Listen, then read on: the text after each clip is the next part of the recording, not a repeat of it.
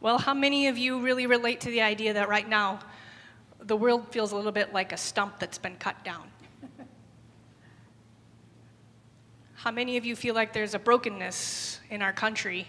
Maybe there's brokenness in your own families. There's a brokenness and a stump because our planet is strained by climate crisis. There's a brokenness and a stump because social systems that we have counted on for a long time have been cut down, and we're living in a time of unprecedented cruelty to the poor and the hungry.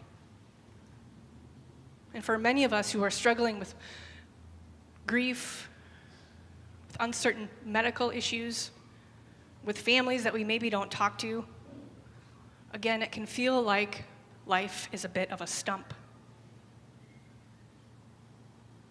The gospel and the readings from Isaiah remind us not to cling to a fallen tree, but to instead look to the shoot, the tiny new hope, that fragile, persistent green. You'll see it on the trees right now as the rains come.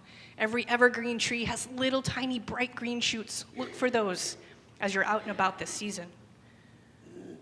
So for us, the Jesse tree, its presence in our space, it's an invitation to radical hope.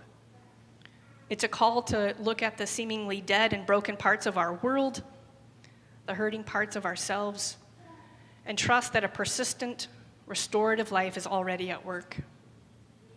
And it reminds us that every action and every work that we do for justice and for peace and for inclusion, we're taking part in the growth of that shoot, that fragile promise of God's future that is and will always be growing patiently from the broken ground of the present.